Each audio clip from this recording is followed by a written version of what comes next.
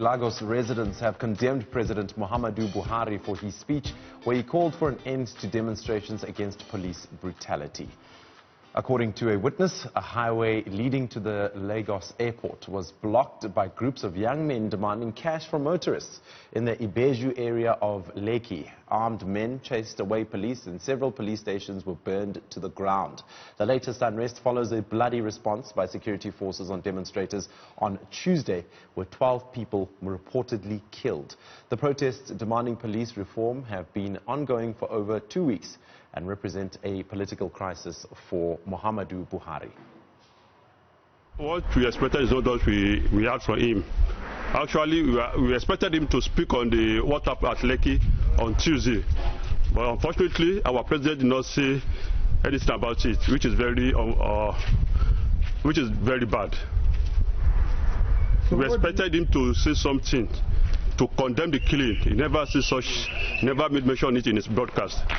His speech was empty and lacked credibility. What do you mean? Because as a leader of this country, if in the first place,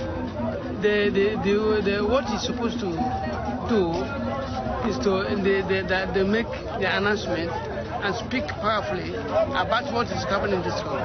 And the means he wants to curb what is happening in the country. But if you look at this, what he said, he talked aimlessly, lacking credibility and vision.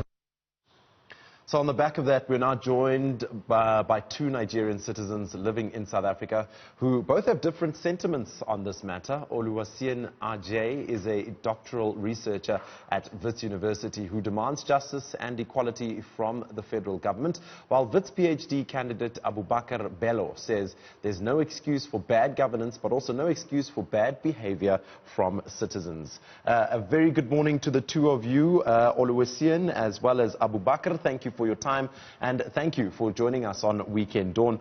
Oluwaseun, I'd like to start with you.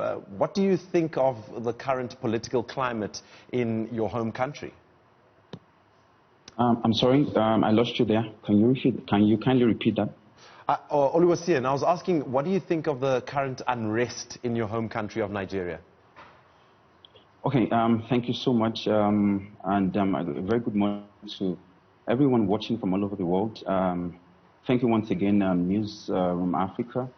I must say this, that it's so embarrassing. It's so sad to be a Nigerian at this phase.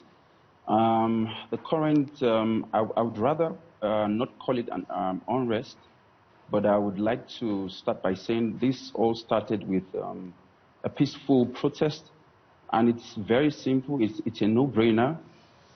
What Nigerian young people are simply asking for is for government to intervene in police brutality, police misconduct.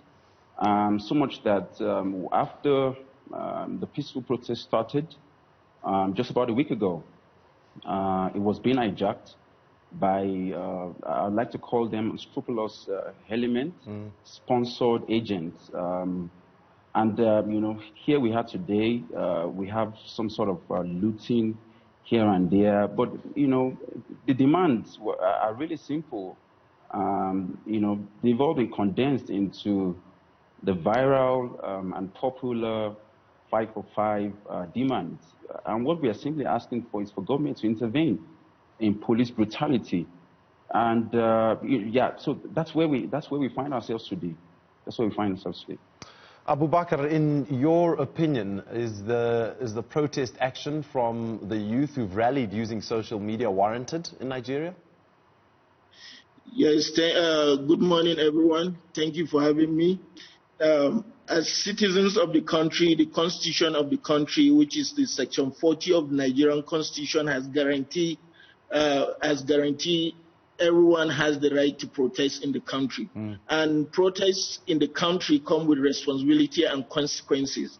Part of it is that during any protest in Nigeria, you are expected to keep it very decent in such a way that you don't stampede on other people's rights.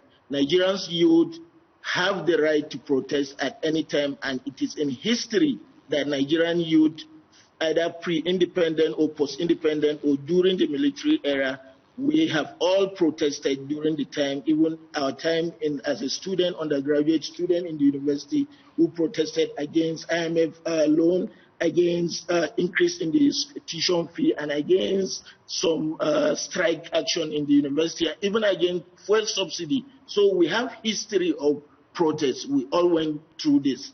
So Nigerians ruled the NSAS movement, the NSAS protest that the second wave of NSAS movement that started on October 2nd, it is a legitimate protest. So no doubt about that. Nigerian youth have the right to protest. Yeah. Oluwaseun, I'd like to ask about the response from the President, Muhammadu Buhari, especially after a number of protesters were allegedly shot at the hands of the army or police in Lekki. The fact that he didn't respond to that shooting, does that mean he's turning a blind eye to these protests? Well, thank you so much. Well, it's quite unfortunate that the presidency did not even make any sort of speech, you know, to the public, even beyond 24 hours. I took them about 24 hours to speak, and even when we'd waited for his speech, I'd like to borrow the viral statements, you know, going around saying that we asked for his speech. The president gave a speech, and we became speechless. I expected quite a lot of some sort of empathy from the president about the families of you know, slain and deceased victims, those that were victims of the shootings at the Lekki toll gate. I expected the president to have talked and focused so much on, you know, as a father to the nation. I expected a lot from the president, but rather the president was threatening us. You know, the president was, in one word, was asking, he was daring us to go back to the street. And this is so heart-wrenching, it's so sad. Such flippant attitude from government is of concern at this time and age. In Section 33, you know, of the Constitution of Nigeria, it holds that lives and property, you know, are to be are the responsibility of government, but rather government sits back there and still threatens, you know, rightful demands. And I must say this: a typical Nigerian, let me add this: a typical Nigerian doesn't ask for too much. What we are asking for is it's a no-brainer. It's a no-brainer. We are even asking that the government should enhance the welfare of the police, you know, and quite a lot of other things. A typical Nigerian does not need just so much. What we are asking for is, look, let's end bad governance, let's end police brutality, let's end police misconduct. And the reaction of the federal government by the president, it's of concern. It's of concern. Now, Abubakar, how long do you think these protests are going to go on for? Considering that I think we're going into the third week now, and it seems as though they're not stopping. It seems as though the traction keeps moving on from various regions in Nigeria. No, thank you. Just to put the fact correctly, genuine protests in Nigeria ended last week Wednesday. Last week Wednesday, all genuine protests in Nigeria ended. Anything after that, it is nothing but an amalgam of political interests and various interests that are trying to hijack the legitimate demand of Nigerian people. It's simple, very simple. When this protest started, mind you, NSAS protest didn't start yesterday or this month. NSAS protest started in January 2017. That was the first wave. Now, in history of Nigeria, this is unprecedented that there will be a protest in Nigeria within 24 hours of 48 hours, government did not respond with brutal force. This is the first government in the history of Nigeria, or even in the colonial era, that protest was allowed to take place running up to 10 days without any police intervention, without any military guys intervention, without doing anything. So what the president was able to achieve is that is deepening our democratic process by one, giving us the right, telling us that as long as we can do peaceful demonstration, Nigerians have the right to protest. And this is what we have seen. Now, it is unfair on the part of my friend, my friend to say that the government did not respond. When this process started on the 2nd, by the 4th of October, the commissioner, the Inspector General of Police agreed with the core demand of the demonstrators that they should end SARS and end police brutality. The federal government said that they have disbanded the SARS unit, which is very important thing, very important. They said they have disbanded it. 3 days after, because of the crucial need to maintain security and stability in the country, the government said they are setting up a new outfit, which is SWAT.